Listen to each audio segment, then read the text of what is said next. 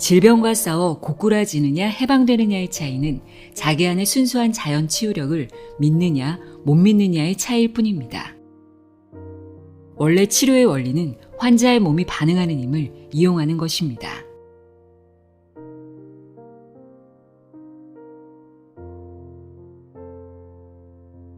안녕하세요. 나의 소리 책갈피 소리내어 읽다입니다.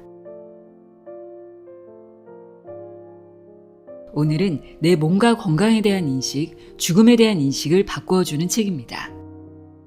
환자혁명의 저자 조환경 원장은 환자들뿐 아니라 의사들도 반드시 읽어야 할 책으로 추천하고 있는데요. 어느 노인 요양원 의사의 양심 고백이라는 부제를 가진 나카무라 지니치의 의사를 반성한다입니다. 저자 소개 먼저 읽어드릴게요. 나카무라 지니치.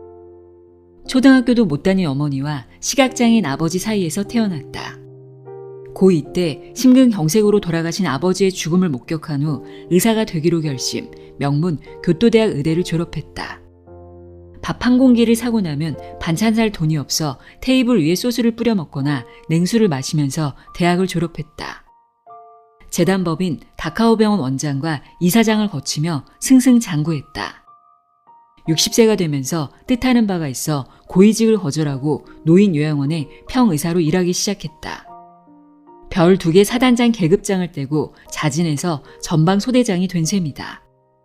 돈 버는 일을 거절하고 임종을 앞둔 노인을 돌보며 참된 의사의 길을 꿋꿋이 걷고 있다. 죽음의 진정한 의미와 오늘을 사는 방식을 다룬 이 책, 의사를 반성한다는 일본에서 판매량 50만 부를 넘으며 특급 베스트셀러에 등극했다. 이 책은 약물에 의지하며 100세 장수하는 노인은 없다는 사실과 의사에게 묻기 전에 자신의 몸과 먼저 대화해야 한다는 것, 또 노인의 고혈압은 과연 질병인지와 같은 민감한 문제에 대해 곰곰이 생각해보게 만듭니다. 특히 고혈압의 경우 남녀 4만 명을 대상으로 한 연구에 따르면 고혈압 약을 먹는 사람은 먹지 않은 사람과 비교했을 때 뇌경색 발병률이 2배였다고 합니다. 깜짝 놀랄만한 결과인데요. 약을 써서 무리하게 혈압을 낮추면 뇌로 피가 제대로 공급되지 않기 때문이고 이것이 노인들은 혈압약을 복용하면 안 되는 이유라고 저자는 말합니다. 저자는 증상에 따라 대처하는 대증요법 중심으로 돌아가는 현대의학의 문제점을 지적하고 각종 기계에 몸을 연결한 채 죽음을 맞이하는 현대병원 시스템에 대한 통렬한 질책을 아끼지 않습니다. 아마도 이러한 내용들을 책에 담기까지 의사로서 큰 용기가 필요하지 않았을까 싶은데요. 그럼 지금부터 나카무라 지니치의 의사를 반성한다 내용의 일부를 읽어드립니다. 귀 기울여 들어보세요. 세상의 모든 지혜를 읽어드리는 소리내어 있다. 구독과 좋아요, 공유는 큰 힘이 됩니다.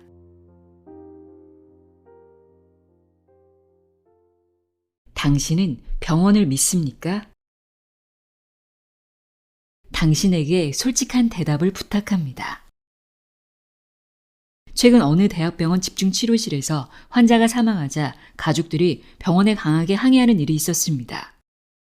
일본에서 최고로 꼽히는 대학병원이라기에 철석같이 믿었는데 게다가 다른 곳도 아니고 집중치료실에서 죽다니 이게 말이나 됩니까? 정말 난감한 일이 아닐 수 없습니다. 인류 대학병원 집중치료실에서는 절대로 사람이 죽지 말아야 한다는 말일까요? 이처럼 오늘날 의사와 병원에 대한 사람들의 기대는 어마어마해서 맹신에 가깝습니다. 다음은 제가 16년 넘게 주관하고 있는 자기 죽음을 생각하는 모임의 참가자들을 대상으로 진행한 설문 내용입니다. 15개 문항 가운데 몇 개에 해당하는지 당신도 체크해 보시기 바랍니다. 단, 자신에게 정말 솔직해야 합니다. 의사와 병원에 관한 신뢰도 테스트. 몸이 조금만 아파도 곧바로 병원에 간다. 약을 먹으면 병이 낫는다는 사실을 믿는다. 병명이 나오지 않으면 불안해진다. 진료를 받으면 반드시 약을 먹어야 한다고 생각한다. 의사는 병에 관해서 모든 것을 안다고 생각한다. 주사를 맞으면 병이 좀 더 빨리 낫는다. 검사를 자주 하는 의사가 훌륭한 의사다. 의사에게 이것저것 질문하는 것은 신뢰라고 생각한다. 의사는 내게 가장 좋은 치료법을 알려줄 것이다. 큰 병원일수록 훌륭한 의사가 많다. 입원한다면 대형 병원일수록 안심된다. 외과 의사는 수술을 잘한다. 매스컴에 등장하는 의사일수록 명이다. 박사학위를 가진 의사일수록 훌륭한 의사다. 재활치료는 반복할수록 효과가 있다. 당신은 몇 개나 해당하는지요? 자, 그러면 각 항목을 하나하나 점검해 보기로 합시다. 몸이 조금만 아파도 곧바로 병원에 간다. 국민건강보험 덕분에 저렴한 진찰을 받을 수 있는 데다 늦으면 때를 놓친다는 의료계의 위협도 한몫해서인지 요즘은 머리가 조금만 아파도 당장 CT 검사부터 받겠다는 사람이 부쩍 늘고 있습니다. 질병의 원인을 찾으면 그 원인을 완전히 제거할 수 있다는 헛된 믿음이 시중에 파다합니다. 그래서 일단 진찰이라도 받아보자고 생각합니다만 사실 그런 질병은 세상에 거의 없습니다. 질병을 치료하는 진정한 힘은 환자 본인의 자연 치유력에서 나옵니다. 약물은 단지 원조 물자일 뿐이며 의사는 원조 물자를 날라주는 봉사자에 불과합니다. 감기처럼 바이러스가 원인일 경우에는 안정을 취하고 보온에 힘쓰면 그만입니다. 열이 나는 것은 스스로 치유하기 위한 우리 몸의 자정작용이기 때문입니다. 의사를 찾아간다고 더 빨리 낫는 것이 절대 아닙니다. 제약회사의 지원을 받지 않기 때문에 환자 편에서 연구하기로 유명한 미국의 권위 있는 학술 전문지 뉴 잉글랜드 저널 오브 메디신의 편집장 인게라임은 수십 년 전에 이렇게 말한 바 있습니다. 질병의 90%는 의사에게 보일 필요가 없다. 의사의 진찰이 필요한 경우는 10% 남짓이며 의사에게 보이는 바람에 오히려 더 나빠진 경우가 대부분이다. 전 세계의 모든 의사가 들고 일어날 법한 발언 아닌가요? 그런데도 아무런 반론이 없는 것을 보면 잘못된 말은 아닌 모양입니다. 아무리 병원 문턱이 낮아졌다고 하지만 요즘엔 사람들이 너무 쉽게 병원을 찾는 것이 안타깝습니다. 상식적으로 생각하는 사고의 전환이 필요합니다. 사실 병원이란 어떤 곳입니까? 병원은 환자를 치료하는 곳이기도 하지만 역설적으로 온갖 질병을 가진 사람들이 모이는 곳이기도 합니다. 감기를 치료한다고 감기 환자가 득실거리는 병원을 찾는 것은 참으로 안타까운 일입니다. 바이러스가 무섭다고 전철에서 마스크를 쓰는 사람이 그 바이러스를 가진 사람이 가득한 병원을 자진해서 찾는 것은 참으로 아이러니가 아닐 수 없습니다. 병원은 또한 두려움을 주는 장소입니다. 고통스러워하는 다른 환자들을 보면 의사인 저도 겁이 납니다. 두려움이 커지면 마음이 약해지게 마련입니다. 가벼운 질병으로 병원을 찾았다가 오히려 무거운 질병을 혹으로 안고 돌아올 가능성이 있는 곳, 즉 목숨을 걸고 찾아가야 하는 곳이 병원이라는 인식의 전환이 필요합니다. 약을 먹으면 병이 낫는다는 사실을 믿는다. 열이 조금 나거나 기침이 나고 콧물이 흐른다 싶으면 곧장 약부터 찾는 사람이 있습니다. 그러나 앞서 말씀드렸듯이 약물이란 그저 원조 물자일 뿐 질병을 치료하는 진짜 힘은 절대 아닙니다. 미열과 기침과 콧물 등의 증상은 오히려 좋은 치료의 신호입니다. 우리 몸은 항상 우리 편이라는 발상의 전환이 필요합니다. 지금 당신 몸에 침입자가 와서 내가 알아서 퇴치하겠으니 조금 불편해도 참고 있으라 라는 신호입니다. 스스로 병을 고치려는 우리 몸의 자연치유 반응이라는 말입니다. 기특하게도 몸이 알아서 고치겠다는데 그걸 무턱대고 억제하려 든다면 어떻게 되겠습니까? 또한 우리 세포의 DNA는 일상적으로 자주 손상됩니다. 그러나 세포 속에는 여러 개의 DNA 수선 장치가 들어 있습니다. 주요 유전자의 영구적인 손상이 가더라도 보통 근처에 여분의 복사본이 존재합니다. 따라서 어떤 세포가 죽을 경우 다른 세포가 그 자리를 메울 수 있게 됩니다. 자연 치유라는 신비로운 힘을 방해하면 그만큼 치유가 늦어질 수밖에 없습니다. 상습적으로 약물을 복용하게 되면 몸은 점점 나태해집니다.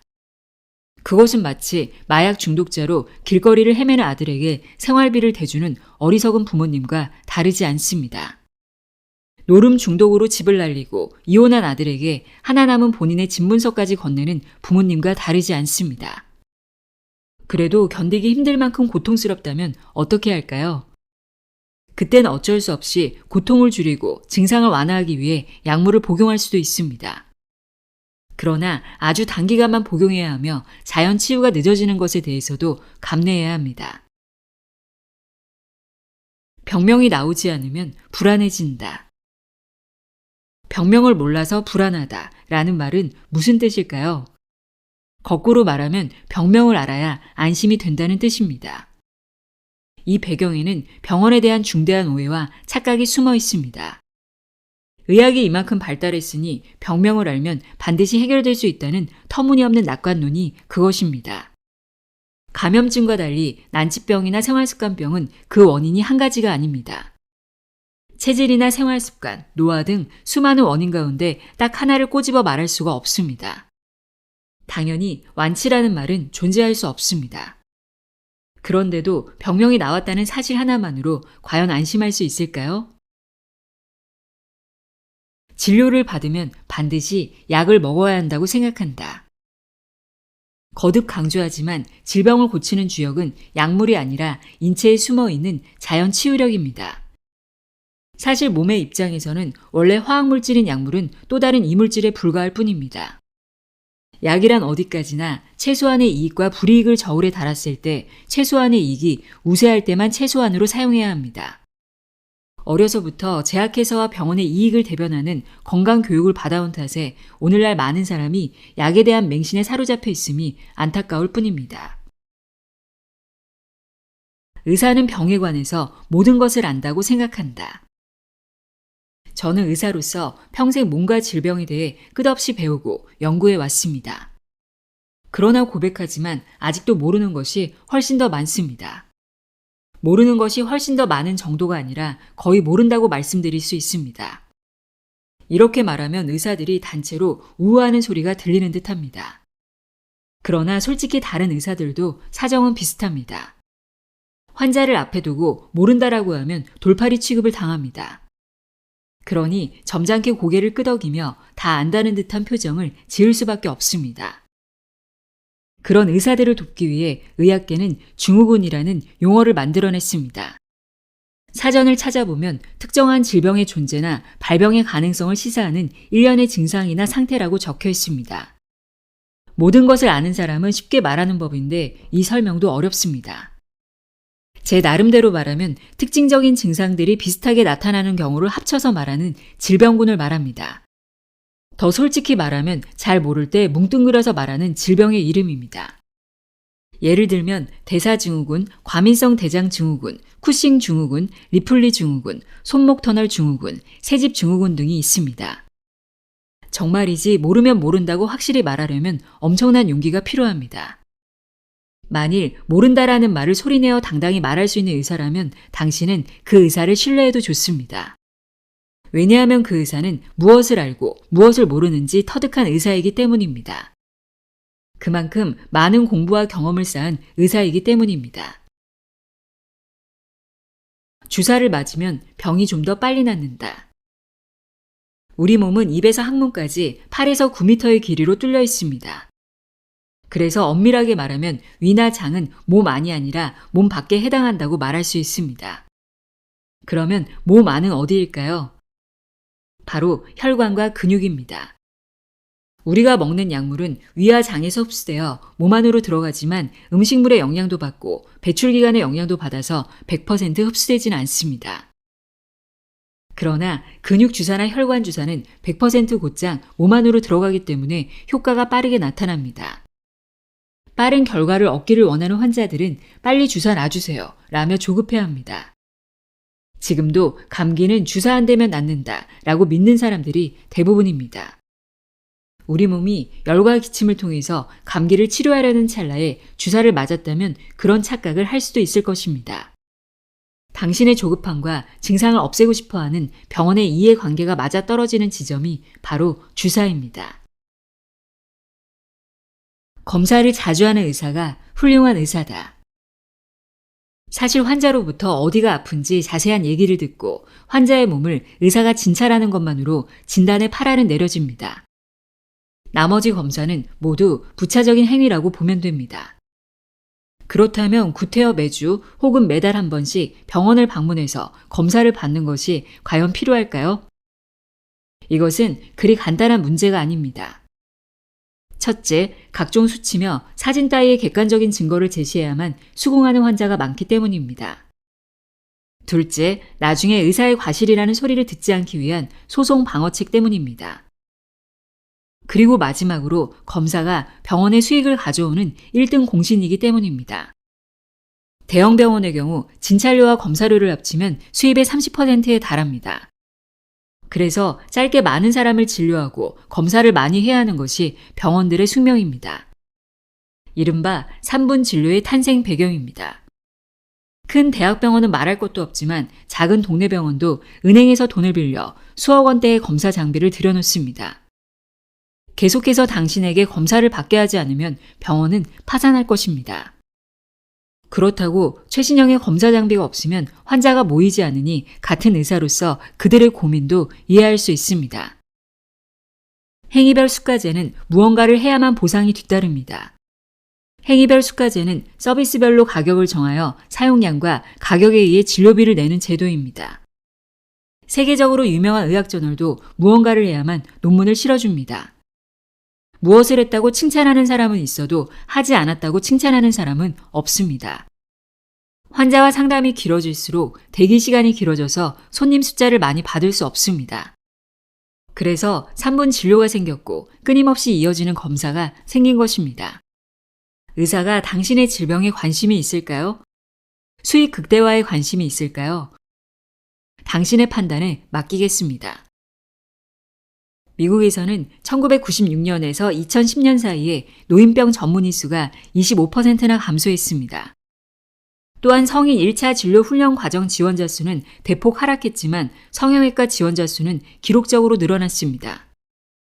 이유는 돈 때문입니다. 노인병과 성인 1차 진료 분야의 수입은 의학계에서 가장 낮습니다. 또 다른 이유는 대부분의 의사가 노인을 돌보고 싶어 하지 않기 때문입니다. 노인들은 증상 하나만 갖고 오는 것이 아닙니다. 5가지, 10가지가 됩니다. 그 많은 증상을 한꺼번에 해결할 수 있는 의사가 어디 있겠습니까? 게다가 한 50년 이상 계속된 증상이라고 할 때 50년 동안 알아온 질병을 고치겠다는 의사는 없을 겁니다. 고혈압에 당뇨에 관절염에 이런 갖가지 증상이 있는 환자를 돌보는 것은 의사에게 매력적인 일이 아닙니다. 현대 병원 시스템에서는 시간이 돈이 되었습니다. 환자와 가족에게 연명치료가 왜 의미 없는지 설명하는 데는 30분 넘게 걸려도 인공호흡기를 다는 것은 5분에 끝납니다. 항암치료 중단을 받아들이지 못하는 환자와 가족을 설득하는 것은 시간과 에너지가 많이 드는 일입니다. 그러나 병원 수익에는 아무런 도움도 되지 않습니다. 항암 치료도 하고 CT 검사도 하고 각종 첨단의 검사를 하면 병원에 수익이 발생합니다. 그러나 나쁜 소식을 전한 다음 무의미한 연명 의료를 중단하면 병원의 수익은 제로가 됩니다. 암 환자들이 사망 한 달 전까지 항암 치료를 받는 것은 이처럼 병원의 수익 때문입니다. 미국에서는 보통 사망 6개월 전에까지만 항암 치료를 받는 것이 일반적입니다. 즉 그들의 삶을 정리하는데 적어도 6개월 정도의 시간을 가진다는 말입니다. 그런데 일본에서는 사망 한 달 전까지 항암 치료를 받습니다. 삶을 정리하는데 겨우 한 달밖에 남지 않게 된다는 뜻입니다. 생명과 대결하는 돈은 이처럼 무섭다는 사실을 우리는 알아야 합니다. 정밀 검사를 예로 들어봅시다. 각종 첨단 의료 장비로 정밀 검사를 하면 분명 자세히 알 수는 있겠지만 과연 그 결과를 바탕으로 증세를 호전할 방도가 있는지 궁금합니다. 정밀 검사를 해서 결과가 나왔으니 이젠 완치할 수 있겠지? 이런 오해를 하는 사람이 부지기수입니다. 그리고 그 중에는 정말 괴롭고 힘들 뿐만 아니라 민망하기 짝이 없는 검사도 있습니다. 그런데도 알게 되었다라는 사실만으로 끝난다면 도대체 무엇 때문에 그 힘든 검사를 다 견뎌냈단 말인가요? 병원과 의사에 대한 맹신과 복종과 오해와 착각으로 인해 생업을 제쳐두고 병원 문턱을 수없이 드나들며 병원의 통장 잔고를 늘려주는 검사를 받는 일은 사라져야 한다고 저는 강조합니다. 의사에게 이것저것 질문하는 것은 신뢰라고 생각한다. 환자 대부분은 의사에게 꼬치꼬치 묻는 것이 신뢰라고 생각합니다. 횟집 주인과 종업원이 근엄하게 당신을 노려보거나 빨리 먹고 나가라고 당신을 다그친다면 그 횟집에 다시 가겠습니까? 이것을 우리는 적반하장이라는 말로 표현합니다. 잘못돼도 한참 잘못된 생각이고 어이없는 주종 관계입니다. 주인이 하인처럼 굽신거리고 하인이 주인처럼 위험을 부립니다.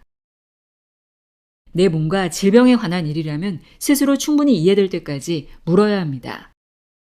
만일 실은 내색을 하거나 나를 못 믿겠다는 말입니까? 라는 식으로 화를 내는 의사가 있다면 병원 문을 박차고 나와야 합니다. 또한 의사가 어려운 영어로 복잡하게 말해서 무슨 말인지 모를 때도 많습니다. 그러면 담당 의사에게 따로 시간을 내달라고 부탁한 다음 가족과 함께 동석해서 의사의 양해를 구하고 녹음해야 합니다. 나아가서 그림과 사진까지 뒷받침해서 설명해 달라고 요구해야 합니다. 이런 요구가 받아들여지지 않는다면 의사를 바꾸거나 병원을 바꿔야 합니다. 의사는 내게 가장 좋은 치료법을 알려줄 것이다. 전문가를 자부하는 의사들은 최선이라고 판단하는 치료법을 권합니다.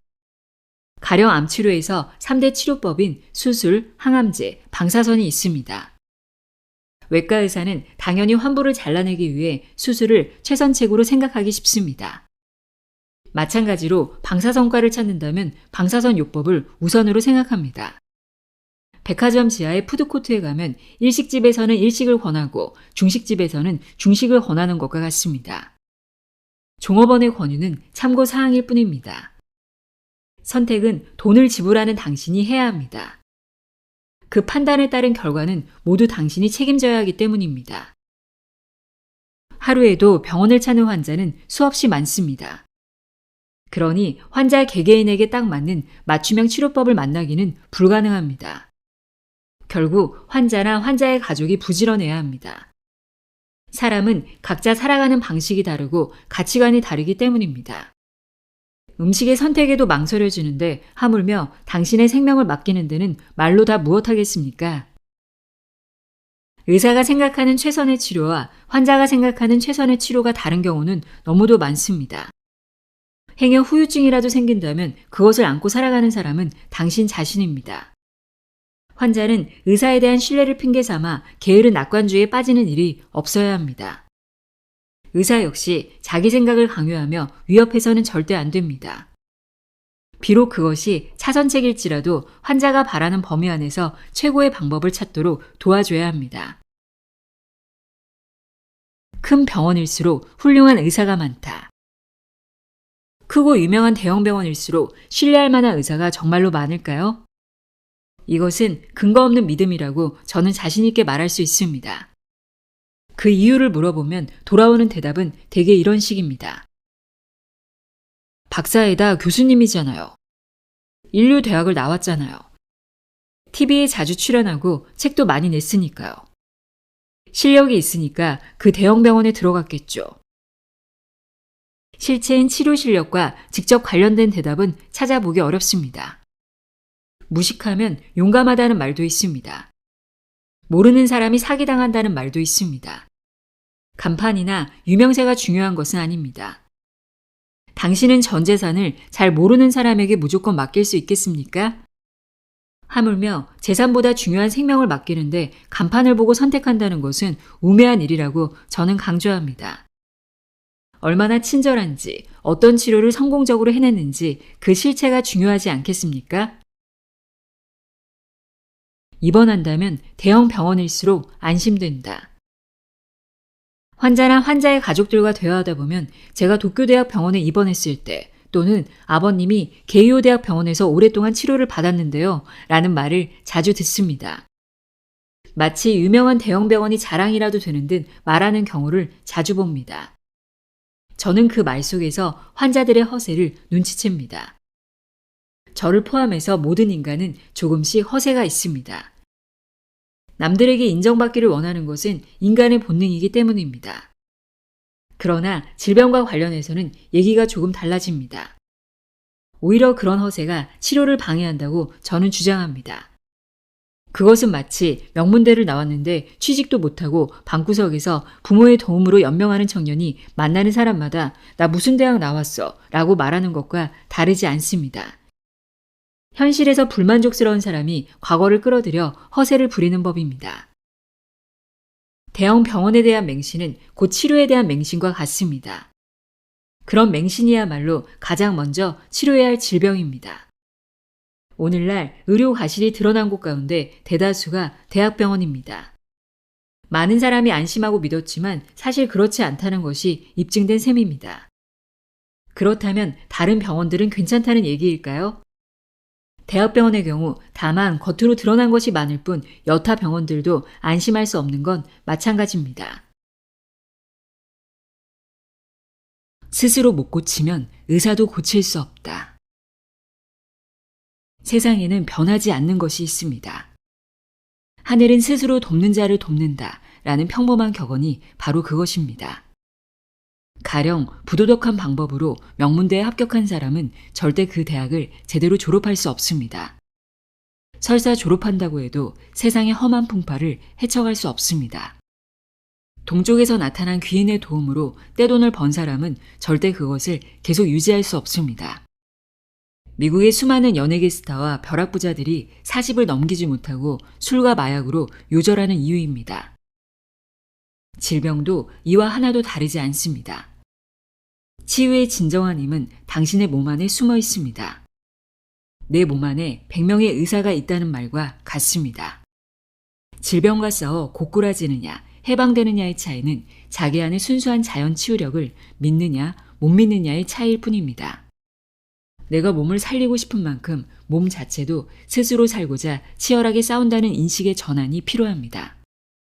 따라서 소소한 상처나 질병은 의사를 찾거나 조급하게 약물을 복용하는 대신 몸이 알아서 치유할 수 있도록 내버려두는 기다림이 필요합니다. 넘어진 아이를 일으켜주는 대신 스스로 일어나도록 기다리는 부모처럼 우리의 몸에게도 스스로 싸워 이길 수 있는 기회와 믿음을 줘야 합니다. 그러나 순간의 고통과 두려움과 조급증 때문에 많은 사람이 약국과 병원으로 달려감으로써 자연 치유에 대한 믿음을 배반하는 것이 현실입니다. 원래 치료의 원리는 환자의 몸이 반응하는 힘을 이용하는 것입니다. 따라서 기력이 완전히 소진된 환자의 경우 혈압이 떨어진다고 해서 혈압을 높이는 승합제를 아무리 사용한들 떨어진 혈압이 올라갈 리가 없습니다. 과도한 약물을 복용한 탓에 환자의 몸이 약물에 반응하지 않게 되었기 때문입니다. 의사나 약물이 죽을 힘을 다한다고 해서 질병을 고칠 수 있는 것은 아닙니다. 신체의 자연 치유력이 희박할수록 치료는 어려워집니다. 자기 스스로 고치지 못하는 것은 타인이 고쳐줄 수 없다는 말입니다. 앞서 언급했듯이 의사는 어디까지나 조력자일 뿐이고 약물은 보조 도구일 뿐입니다. 옛날에 신종 인플루엔자가 유행할 때 폐렴이 함께 발병한 것을 대비해 너도 나도 인공호흡기를 찾던 때가 있었습니다. 그러나 인공호흡기가 폐렴을 낫게 해주는 것은 절대 아닙니다. 단지 호흡 기능이 나빠졌기 때문에 기계가 잠시 대신해서 도와주는 것에 불과하다는 말입니다. 그 사이 환자 자신이 폐렴을 치유하여 호흡 기능을 회복하면 인공호흡기는 더 이상 필요가 없어지게 됩니다. 또한 본인이 그 힘을 끝내 찾지 못한다면 인공호흡기는 무용지물이 되고 상황은 점점 나빠지기 마련입니다. 인공투석도 마찬가지입니다. 여기에서 투석이란 신장에 이상이 생겨서 기능을 제대로 하지 못할 때 인위적인 방법으로 혈액 중의 노폐물을 제거하여 깨끗한 혈액으로 만드는 치료법을 말합니다. 급성이라면 일시적으로 끝나겠지만 만성일 때는 죽을 때까지 계속해야 하는 것이 인공투석입니다. 왜 그래야 할까요? 기계가 질병을 치유할 수 없기 때문입니다. 약물이나 의료기기는 신체가 질병과 싸울 수 있는 기력을 회복할 때까지 잠시 도우미 역할만 할 수 있을 뿐입니다. 어느 환자가 의사에게 선생님, 제 병을 고쳐주셔서 정말 감사합니다 라고 말하자 의사는 고개를 저으며 그 병은 제가 고친 게 아니고 당신 몸이 스스로 고친 겁니다 라고 대답했다고 합니다. 이 세상 누구도 내 인생을 대신 살아줄 수 없습니다. 당연히 질병도 자기 자신 이외에는 고쳐줄 사람이 없다는 생각을 가슴속에 새기시길 부탁드립니다. 훌륭한 의사는 자신이 영원한 도움이라는 사실을 잘 알고 있습니다. 도움이라는 말이 의사에 대한 가장 정확한 표현일 것입니다. 노인의 고혈압은 과연 질병일까? 나이가 들어 좁아지고 뻣뻣해진 혈관으로 젊었을 때와 같은 양의 혈액을 흐르게 하려면 심장이 더 힘들게 일을 해야 합니다. 그 결과 65세가 되면 노인의 절반 이상이 고혈압이 됩니다. 압력을 더 높이기 위해 펌프질을 해야 합니다. 노인들은 심장벽이 두꺼워지고 격렬한 신체 활동에 반응하는 능력이 떨어집니다. 30세부터 심장의 최대 출력이 서서히 감소합니다. 당연히 더 멀리 혹은 더 빨리 뛰기 어려워지고 숨을 헐떡거리지 않고 오를 수 있는 계단 숫자도 줄어듭니다. 고혈압뿐만 아니라 치매도 마찬가지입니다. 치매라는 것은 뇌로 피가 잘 전달되지 않는 것이 원인입니다. 사람의 뇌는 1.3kg밖에 안 되지만 신체 에너지의 20%를 소모할 만큼 많은 일을 하는 기관입니다. 이 중요한 일꾼에게 무리하게 혈압을 낮추면 당연히 치매 위험성이 더 높아집니다. 고령자의 혈관은 일반적으로 동맥경화가 발생하게 되어 있습니다. 자연적인 현상이라는 말입니다. 이는 얼굴에 주름이 늘거나 머리가 하얗게 변하는 것과 같은 노화 현상으로 매우 자연스러운 일입니다. 가늘고 딱딱해진 혈관을 통해 몸속 구석구석까지 영양소와 산소를 공급하기 위해서는 높은 혈압이 필요합니다. 노인의 고혈압은 생명을 유지하고 치매를 예방하는 몸의 반응입니다. 30세 젊은이의 뇌는 두개골을 꽉 채우는 약 1.3kg짜리 신체 기관입니다. 그런데 70세가 되면 뇌의 크기가 줄어들어 두개골 안에 거의 2.5cm 정도 되는 공간이 생깁니다. 그래서 나이가 많이 든 사람들은 머리에 충격을 받으면 뇌출혈을 일으킬 확률도 훨씬 높습니다. 뇌가 두개골 안에서 덜거덕거리며 움직이기 때문입니다. 이번엔 혈압약에 대해 말씀드리겠습니다. 도카이 대학의 오구시 요이치 교수가 무려 남녀 4만 명을 대상으로 연구해서 결과를 발표했습니다. 고혈압약을 먹는 사람은 먹지 않는 사람과 비교했을 때 뇌경색 발병률이 2배라고 발표해서 세상을 깜짝 놀라게 했습니다. 약을 써서 무리하게 혈압을 낮추면 뇌로 피가 제대로 공급되지 않기 때문입니다. 이것이 노인들은 혈압약을 복용하면 안 되는 이유입니다. 살기 위해 몸이 스스로 혈압을 높이는 것을 약으로 무리하게 혈압을 내리는 바람에 혈액의 흐름이 정체되고 혈관이 막혀버리기 때문입니다. 강물에 압력이 세다고 쓰레기를 치우지 않고 그 안에 댐이나 저수지를 만든다면 당연히 녹조가 생기고 강물이 썩는 것과 똑같은 이치가 아니고 무엇이란 말입니까?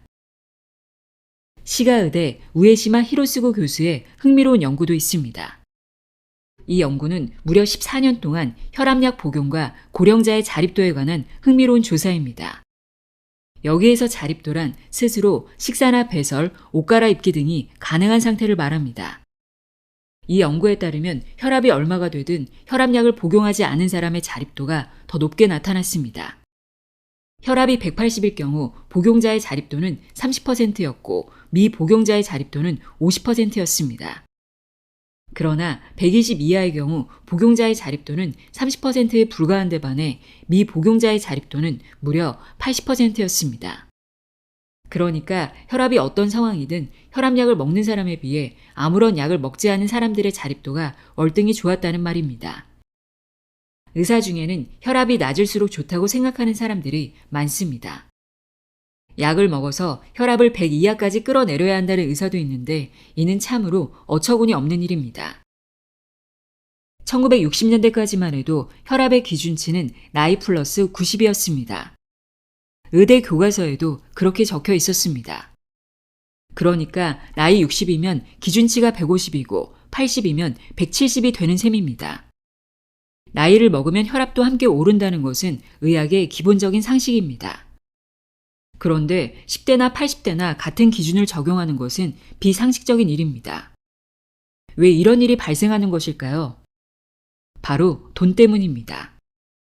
나이별로 기준치를 설정하기보다 일괄적으로 적용하는 것이 환자 수를 늘리기 때문입니다. 기준치를 낮게 설정할수록 제약회사와 병원의 수입이 늘어나기 때문입니다. 심장에서 내보낸 혈액은 불과 25초 만에 온몸을 순환합니다. 혈액이 흐르는 속도는 시속 약 216km입니다. 혈액은 고속철 수준의 엄청난 속도로 몸속의 혈관을 달리고 있는 셈입니다. 일본의 혈압 기준치는 180에서 160, 140, 130, 120으로 점점 내려갔습니다. 그때마다 1000만 명의 단위로 환자가 늘어갑니다. 그때마다 병원과 제약회사의 수입 또한 기하급수적으로 늘어납니다. 혈압은 언제나 옳다고 생각하시면 정답입니다. 그것은 자동으로 변속하는 자동차 기어처럼 자동으로 알아서 바뀐다고 생각하면 됩니다. 혈압이 올라가는 것은 살기 위한 몸의 반응입니다. 노인 요양원에서 갑자기 쓰러지는 분들이 가끔 생깁니다. 그럴 때마다 혈압을 재면 180 정도 높게 나오는데 그럴 때마다 저는 안도의 한숨을 쉽니다. 혈압이 노인의 몸을 살려냈기 때문입니다. 문제는 혈압이 낮은 상태입니다. 몸에 땀이 나고 안색이 창백해지며 의식장애가 발생하면 혈압이 50 이하로 떨어집니다. 자칫하면 죽음에 이를 수 있는데 죽을 때 혈압은 제로가 됩니다. 이것은 무슨 뜻일까요? 고혈압은 질병이 아니라 인간이 스스로 살아내려는 안간힘이며 자연 치료의 과정이라는 말입니다. 일본에서는 불과 10년 전까지만 해도 혈압이 140 정도면 아주 적당하다고 의사가 얘기했었습니다. 환자도 고맙다고 인사하며 병원 문을 나섰습니다. 그런데 얼마 전 이 상한선이 130으로 낮아졌고 지금은 120으로 바뀌었습니다. 병원 산업과 제약회사의 끈질긴 투쟁을 통한 결과입니다. 앞으로 100으로 바뀔지도 모를 일입니다. 혈압 수치가 10 정도 낮아지면 고혈압 환자는 1000만 명이 늘어난다는데 이렇게 겁을 주면 모든 일본인이 고혈압 환자가 될 것이고 모두 혈압약을 입에 달고 살게 될 것입니다. 제약회사와 병원은 앉아서 돈을 벌게 되니 환호성을 올릴 것입니다. 이 상한선은 누가 만드는 것인가요? 제약회사와 병원이 아니라면 정답이 없는 셈입니다. 혈압이 높다는 것은 낮은 혈압으로는 생명을 유지하기 힘들기 때문에 혈압을 높여 당신을 살리기 위해서입니다. 계속 강조합니다. 혈관에 쌓인 노폐물과 찌꺼기를 청소하기 위해서는 좀 더 강한 압력이 필요합니다. 가령 강물에 쓰레기가 쌓여 있다면 비가 와서 강물에 센 압력으로 쓰레기를 청소해서 바다로 보내야 하지 않겠습니까? 자연의 입장으로 보면 그것은 자정작용이고 인간의 입장으로 보면 그것은 자연 치유의 과정일 뿐이라는 말입니다. 몸은 답을 알고 있다. 약물에 의지하며 100세 장수하는 노인은 없다. 야생의 고양이는 자신이 죽을 때가 되면 집을 떠나 돌아오지 않습니다. 동물 심리학자 안드레이 스미르 노프는 고양이가 죽을 때가 되면 집을 떠나는 이유를 과학적으로 설명했습니다. 동물이 늙고 아프고 약해지면 집을 떠나 들판에서 죽을 가능성이 훨씬 더 높습니다. 이것은 야생 동물들의 유전적 자산입니다. 약한 고양이가 포식자로부터 희생자가 되지 않기 위해 숨는 것은 고양이의 본능입니다.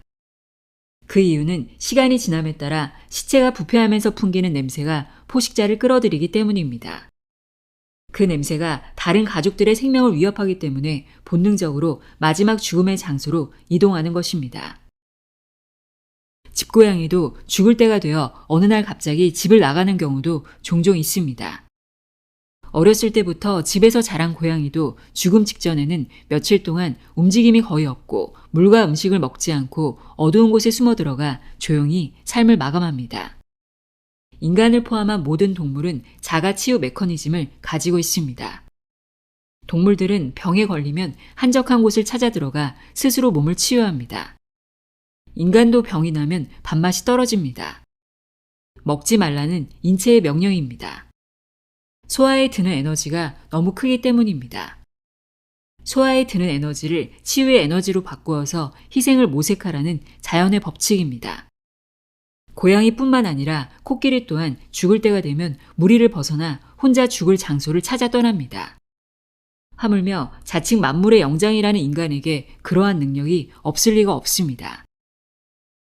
우리 몸은 늘 자신을 지키거나 계속 살아가기 위해 여러 가지 신호를 내보냅니다. 진화론의 가장 중요한 포인트는 자연 선택은 생존을 위한 치열한 전쟁이다 라는 사실입니다. 그런데 지난 30년에서 40년 사이 의학의 발달과 함께 모든 것을 의사와 병원에 맡기다 보니 몸이 보내는 신호를 알아챌 수 있는 능력이 극도로 쇠퇴하고 말았습니다. 그 결과 많은 사람이 병원에서 기약도 없이 각종 기계장치를 몸에 두르고 누워있게 됩니다. 결국 자연의 이치를 벗어난 최후를 맞이하기에 이르렀습니다. 따라서 우리 인간은 우리 몸이 보내는 신호를 감지하는 능력을 회복해야 할 필요가 생겼습니다. 인간은 뱀이나 개구리처럼 외부의 기온 변화에 따라 체온이 변하는 변온동물이 아니기 때문에 끊임없이 일정한 온도를 지켜야 정상적인 기능을 유지할 수 있습니다. 체온뿐만 아니라 몸의 모든 환경을 균형 있게 유지하려는 이 커다란 힘이 바로 항상성입니다. 우리 몸은 생명의 중앙장치와도 같은 항상성 덕분에 안 좋은 사태가 생길 때마다 즉시 회복력, 즉 자연 치유력이 가동되어 원래 상태로 되돌리려 합니다. 이 힘이 무뎌지거나 쇠진해질 때가 바로 죽음을 맞이해야 할 시간입니다. 항상성이 흐트러지거나 회복에 방해가 될 만한 사태를 만나면 몸은 여러 방법으로 경고 신호를 보내도록 설계되어 있습니다. 의사의 말을 듣기보다 자기 몸의 신호에 귀를 기울여야 한다는 뜻입니다. 사실 돌연사라는 것도 사실은 몸이 보내는 신호를 알아차리는 능력을 잃었거나 아니면 그 신호의 의미를 가볍게 여겼기 때문에 발생하는 경우가 많습니다. 반드시 전조 증상이 있었을 것입니다. 이토록 정교하게 만들어진 기계가 아무런 징후도 없이 어느 날 갑자기 망가질 리는 절대로 없기 때문입니다. 그렇다면 몸이 보내는 신호를 정확히 알아채는 능력을 되살리려면 어떻게 해야 할까요? 우선 웬만하면 병원을 찾는 대신 스스로 몸을 살펴보는 습관이 중요합니다. 콧물이 나고 설사 좀 했다고 의사니 약이니 하며 법석 떨지 말라는 얘기입니다. 지금까지 누누이 말씀드렸듯이 발열과 기침과 설사 같은 증상은 몸이 스스로 회복하려는 반응이라는 사실을 깨달아야 합니다. 신의 선물이라는 뜻입니다. 약을 먹지 않으면 병이 낫지 않는다 라는 따위의 터무니없는 생각부터 버리기를 바랍니다. 물론 병원에서 진료받은 후에 의사에게서 앞으로 어떻게 예방해야 하고 어떻게 몸을 돌봐야 할지 등등의 설명을 듣는 정도는 나쁘지 않습니다. 그러나 저는 당신에게 처방받은 약을 사러 약국에 가기 전에 일단 한 박자 멈추어 보라는 말을 전합니다. 약을 사서 머리맡에 두었더라도 몸의 자연적인 경과를 지켜보라 라는 말도 전합니다. 당신은 언제라도 약을 먹을 수 있습니다. 그러나 복용을 잠시 미뤄둘 수도 있습니다. 그런 다음 몸의 증상이 나타나게 된 원인을 곰곰이 생각해 보시기 바랍니다. 증상이란 몸이 당신에게 보내는 경고이거나 SOS입니다. 도둑이 현관문 앞에서 문을 열려고 해서 경고음을 울리고 있으니 조심하라는 신호입니다. 그 신호에 몸과 마음을 기울여야 합니다. 예를 들어 설사나 복통이 발생한 이유는 폭음과 폭식 또는 상한 음식을 먹었을 가능성이 높습니다. 언제 무슨 음식을 먹었을까? 내 식습관은 어디서 잘못되었을까? 몸이 보내는 신호에 마음을 기울인다는 것은 곧 자신의 생활 습관을 꼼꼼히 뜯어보는 기회이기도 합니다. 이와 같은 체험을 거듭 쌓아가며 증상이 나타나기 이전의 일과 비교해 보도록 합니다. 그러다 보면 뭔가 심상치 않다, 상태를 보아하니 아무래도 심각하다, 의사에게 보이는 게 좋겠다 등등 예외의 경우를 알게 될 수도 있습니다. 건강한 사람은 몸과의 소통이 잘 이루어지는 사람입니다. 또한 몸이 보내는 신호를 결코 무시하거나 가볍게 여기지 않는 사람입니다. 그런 사람의 일상생활을 가만히 관찰하면 경솔한 구석을 찾아보기 어렵습니다. 진수성찬 앞에서도 수저를 놓아야 할 타이밍을 잘 알고 있고 걱정거리가 있거나 우울한 일이 있을 때는 어두운 방 안에 틀어박혀 있기보다는 공원으로 나와 천천히 걸으며 몸과 마음의 균형을 맞추려고 노력합니다. 자기 몸과 마음을 남에게 맡기지 말고 스스로 헤쳐나가는 습관이 핵심입니다. 물론 그런 사람들도 병원을 찾을 수 있습니다. 그러나 그것은 어디까지나 몸이 보내는 신호를 좀 더 정확하게 알고 싶어서이지 가벼운 증상에 호들갑을 떨기 위해서가 아닙니다. 이 세상 부자 중에서 하늘에서 떨어진 운에 기대서 부자가 된 사람을 저는 만나본 적이 없습니다. 걸핏하면 병원을 찾아가고 약물에 의지하면서 건강하게 100세 장수하는 노인을 저는 본 적이 없습니다. 죽음이 두려우면 삶도 두려워진다. 죽음을 생각하는 것은 삶을 점검하는 일이다. 부처님이 이미 2500년 전에 깨달았듯이 죽음 또한 생각대로 되지 않는 상태이므로 사람의 선택이 아니라 그때그때의 우연과 필연과 운명에 의해 결정이 난다고 봅니다. 예를 들어 저의 경우 구급차를 부르지 않는다라는 것이 신조라고 밝혔지만 만약에 길을 가다가 졸도라도 하면 내 의지와 상관없이 구급차에 실려 온갖 치료를 다 받다 비참하게 죽을 수도 있습니다. 그것도 그때의 운이니 어쩔 수 없다고 여기는 수밖에 없습니다. 그 누구도 언제 어떻게 죽게 될지 알 수 없고 죽음의 방식 또한 소망대로 이루어지지 않을 수도 있습니다. 그렇다면 자기 죽음에 대해서 생각한다는 것은 과연 어떤 의미가 있을까요? 다시 한번 강조하지만 자기 죽음을 생각한다는 것은 죽는 방식이 아니라 죽기까지의 사는 방식을 생각하는 것입니다. 즉 생명의 유한성을 자각하여 오늘을 살아가는 나의 방식을 점검하고 그때마다 방향을 수정해 나가자라는 뜻입니다. 그렇게 자신의 삶을 충실히 훌륭하게 살고 나면 다음과 같은 두 가지 결론을 내릴 수 있습니다. 첫째, 마지막 순간 많은 일이 있었지만 그리 나쁜 인생은 아니었다 라고 말할 수 있다. 둘째, 더 이상 후회할 일도 없고 가족과 친구와의 이별 앞에서도 감사할 수 있다.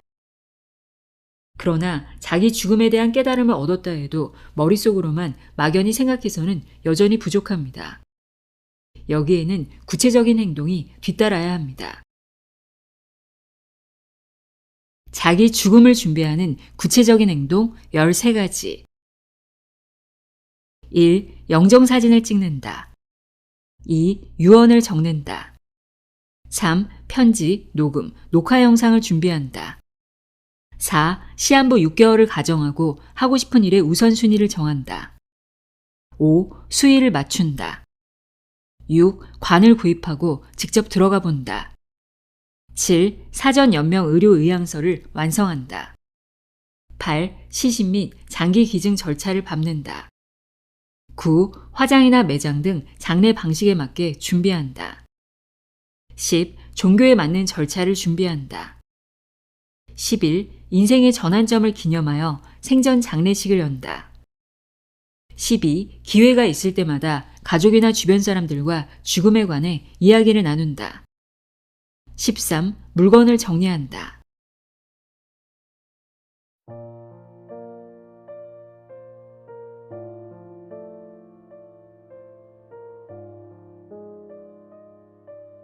나카무라 지니치의 의사를 반성한다 읽어드렸습니다. 죽음이라는 말을 입에 꺼내는 것조차 두려워하는 이들이 많습니다. 저자의 말처럼 죽음이 두려우면 삶도 두려워진다는 것, 죽음을 생각하는 것은 삶을 점검하는 일이라는 것을 잊지 마시길 바랍니다. 오늘도 함께해 주셔서 고맙습니다.